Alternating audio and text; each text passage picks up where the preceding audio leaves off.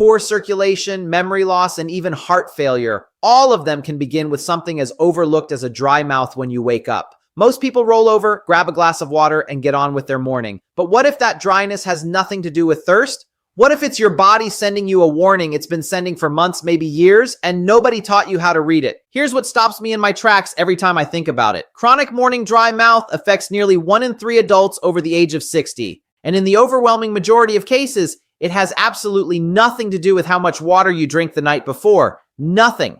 And yet this is not a conversation happening in most pharmacies. It is not a conversation happening at most annual checkups. It is simply not being had. Stay with me through to the end, because the number one cause I'm going to share with you today is something sitting quietly in your medicine cabinet or on your nightstand right now, and it may be doing far more damage than simply drying out your mouth. We're talking about something with the potential to affect your kidneys, your heart, and your brain simultaneously. I'm Dr. Richard Sun, a physician with over 10 years of dedicated clinical experience focused on the health of adults over 60. In that time, I've sat across from countless men and women who came to me with something that sounded minor, only for us to uncover a serious underlying condition that had been hiding behind that one small dismissed symptom. Morning dry mouth is exactly that kind of symptom. Deceptively simple on the surface, potentially life-changing underneath. What I'm about to walk you through challenges something most of us have been quietly conditioned to accept, that aging means discomfort, that a dry mouth is just what getting older feels like. I want to be direct with you. That is not the complete truth. And after 10 years of watching patients suffer unnecessarily because this information never reached them, I'm not willing to stay quiet about it any longer. If this is useful to you, hit that like button right now. It helps this reach the people who genuinely need it.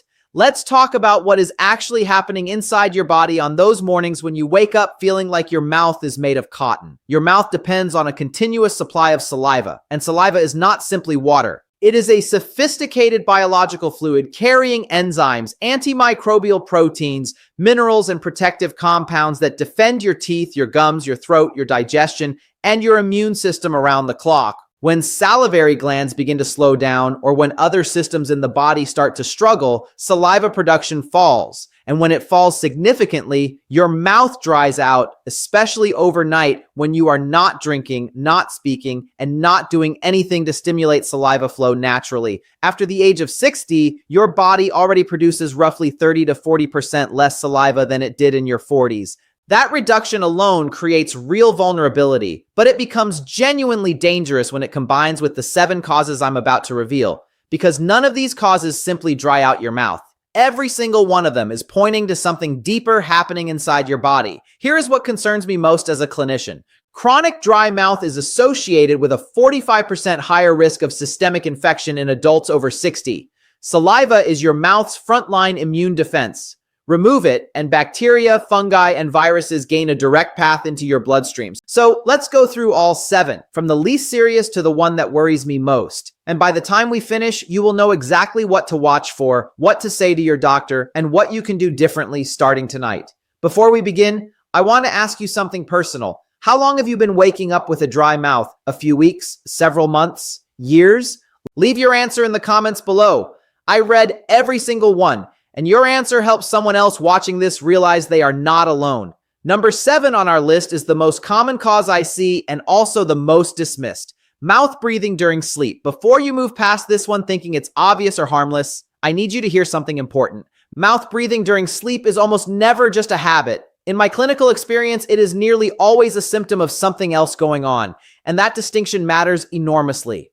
When you breathe through your mouth, air moves directly across your tongue, your palate, and the back of your throat. That constant airflow evaporates moisture at a rate your salivary glands simply cannot keep pace with while you sleep. The result is that sandpaper feeling when you wake up, cracked lips, a thicker coated tongue, sometimes a sore throat that has nothing to do with any illness. But here is the part that concerns me far beyond the dry mouth itself. Mouth breathing during sleep is frequently driven by nasal congestion, a deviated septum, nasal polyps, or sleep apnea.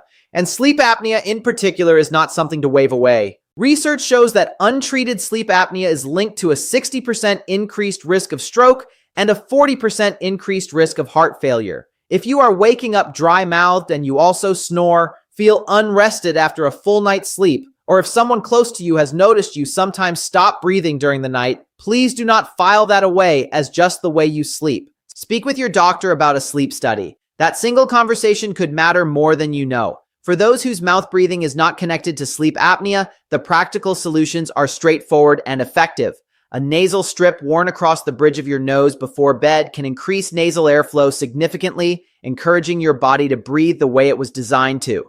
A humidifier in your bedroom, set between 40 and 50% humidity, reduces overnight moisture loss dramatically. Switching to a side sleeping position reduces the tendency to breathe through your mouth, and a small strip of surgical tape placed vertically over the lips before sleep, something sleep specialists have used for years, gently trains mouth breathers back toward nasal breathing. Many people notice a real difference within the first week. Number 6 is the mistake I see most consistently, and it is one that feels completely logical until you understand why it does not work. Most people who wake up with a dry mouth assume the fix is simple. Drink more water before bed. So they do exactly that. They finish a large glass right before they turn the light off, and they wake up just as dry as before. Sometimes even more frustrated because they did everything right and nothing changed. Here is why. Your body does not hydrate in real time. When you drink water, it takes between 30 minutes and 2 hours for that fluid to be absorbed, distributed to your tissues, and made available for functions like saliva production. Water consumed at 10 o'clock at night is doing very little for your mouth at 6 o'clock the next morning. The window has already closed. The real problem is what happened or didn't happen in the afternoon. Research found that adults over 60 who did not maintain adequate fluid intake between noon and 4 o'clock in the afternoon were 62% more likely to experience significant overnight dry mouth compared to those who stayed consistently hydrated throughout the day. 62%. That is not a small difference. And after 60, this becomes harder to manage naturally because the body's thirst mechanism becomes genuinely less reliable with age. You can be meaningfully dehydrated and feel no particular urge to drink. Many people also quietly reduce afternoon fluids to avoid nighttime bathroom trips, which is completely understandable, but it creates a hydration deficit that peaks precisely when you have no way to correct it. The solution is not more water at night. It is front-loading hydration earlier. Aim for 6 to 8 ounces with every meal and every afternoon snack. And here's a small but effective pro tip. Add a pinch of sea salt and a squeeze of lemon to your afternoon water. This supports electrolyte balance, helping your cells actually hold on to the fluid you consume rather than letting it pass straight through. Number 5 is one that catches almost everyone off guard because we rarely think about nutrition as a direct cause of something happening in your mouth every single morning. Your salivary glands are not passive structures. They are metabolically active tissues that require specific nutrients to function properly at the cellular level, and 2 particular deficiencies tear through salivary gland function in adults over 60 faster than almost anything else. The first is vitamin A. This nutrient is essential for maintaining the health and integrity of every mucous membrane in your body, including the lining of your mouth, your throat, your nasal passages, and your digestive tract. When vitamin A levels fall, those membranes become thinner, drier, and progressively less functional. Research found that adults over 60 with low vitamin A levels showed a 41% reduction in resting saliva production compared to those with adequate levels. That is not a subtle effect. That is your salivary glands running on a fraction of their capacity. The second is the B vitamins, specifically B3, known as niacin and B12. Niacin deficiency directly disrupts the nervous system signals that trigger saliva production in the first place. B12 deficiency causes the tongue to become inflamed, abnormally smooth, and persistently dry, a condition called glossitis. Together, they create a dry mouth that no amount of water will fully resolve because the problem is not hydration, it is cellular function.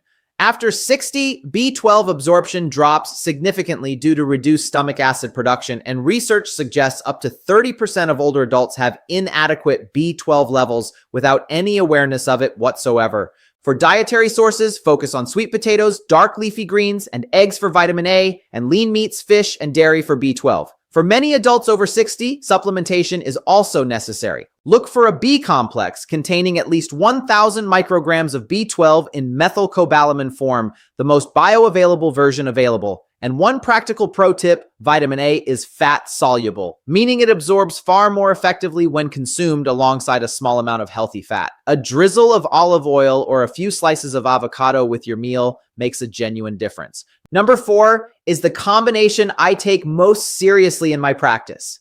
And if this one applies to you, I want you to hear it clearly. Not with fear, but with the understanding that knowing early is everything. If you are waking up with a dry mouth and you are also getting up to urinate more than once during the night, that pairing is a clinical warning flag I do not ignore.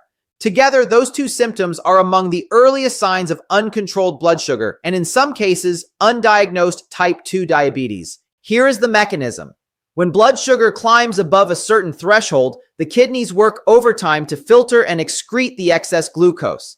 To do that, they pull water from the body's tissues. That internal fluid loss dehydrates you from the inside out. And one of the first places you feel it is in your mouth overnight when there is nothing you can do to compensate. What makes this so important is the timeline. Research found that morning dry mouth was reported by 63% of adults newly diagnosed with type 2 diabetes, and that most of them had been experiencing that symptom for over a year before their diagnosis. Over a year of their body signaling something was wrong every single morning. I think of a patient of mine, a retired woman in her early 70s, sharp and active, who came in about something else entirely. She mentioned the dry mouth almost as an afterthought as she was leaving. I asked a few targeted questions. Was she waking at night to use the bathroom? Yes, regularly. Unusual afternoon fatigue? Yes. I ordered a fasting blood glucose panel that same week. Her result came back at 148 milligrams per deciliter. She had type 2 diabetes and had been living with it unknowingly for well over a year. Within 4 months of targeted dietary changes, daily movement, and supplementation with berberine and magnesium glycinate, her fasting glucose had normalized. She told me at her follow-up, "I finally feel like my body is working with me again." That is what catching something early looks like. It's not a crisis, it's an opportunity. Number 3 is a condition that affects approximately 4 million Americans, and yet the average patient waits nearly 3 years from the moment their symptoms begin to the moment they finally receive a diagnosis. That is not a gap in medicine. That is a gap in the conversations happening inside examination rooms. The condition is called Sjögren syndrome. It is an autoimmune disorder in which the immune system mistakenly targets the body's own moisture-producing glands, primarily the salivary glands and the tear glands. The result is persistent dry mouth, chronic dry eyes, difficulty swallowing, and in more advanced cases, systemic involvement including joint pain, fatigue, and effects on the kidneys and lungs. Women over 60 are disproportionately affected, representing nearly 90% of diagnosed cases. So why does it take so long to identify? Because each symptom gets treated in isolation. The dry mouth gets dismissed as aging or dehydration. The dry eyes get attributed to screen time or seasonal allergies. The joint pain gets labeled as arthritis. No single doctor connects the dots, and the underlying autoimmune process continues unchecked the entire time. The diagnostic clue I want you to carry with you is this. If your dry mouth is consistently accompanied by eyes that feel dry, gritty, or burning, and particularly if you are a woman over 60, please ask your doctor specifically about Sjögren syndrome by name. A blood test measuring 2 specific antibodies, anti-SSA and anti-SSB, can identify the condition in most cases. You are entitled to ask for that test. Do not wait for someone to offer it. There is no cure for Sjögren's, but there are effective treatments that manage symptoms and slow progression significantly. And for immediate relief while you seek answers, sugar-free gum containing xylitol is one of the most accessible tools available without a prescription. It stimulates saliva production and simultaneously inhibits the decay-causing bacteria that dry mouth encourages. Number 2 is not one most people would ever connect to a dry mouth, but the link is real. It is documented, and every adult over 60 deserves to know about it. Your salivary glands do not operate independently. They are governed by the autonomic nervous system, specifically the parasympathetic branch, which oversees the body's rest, recovery, and digestive functions. When that system becomes compromised, salivary activity declines. The mouth dries out. What makes this significant is that autonomic nervous system dysfunction is a recognized early feature of Parkinson's disease and Lewy body dementia.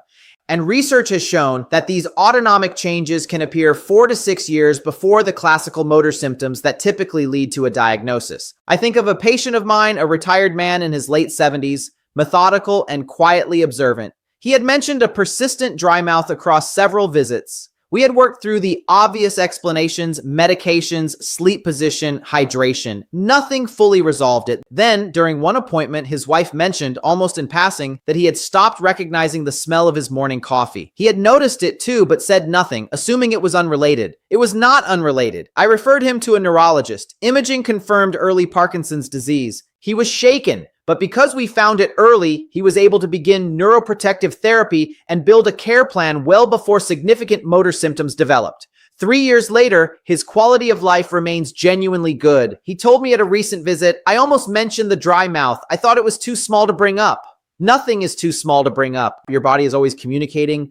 Our job, yours and mine together, is to learn how to listen. Number one is the cause I encounter most frequently in my practice, and it is the one that is most consistently overlooked, most poorly communicated, and in my opinion, most deserving of a direct, honest conversation. Over 500 commonly prescribed medications list dry mouth as a side effect. Over 500 for adults over 60 who take an average of 5 or more prescriptions daily. The cumulative impact on salivary function and on brain health can be profound.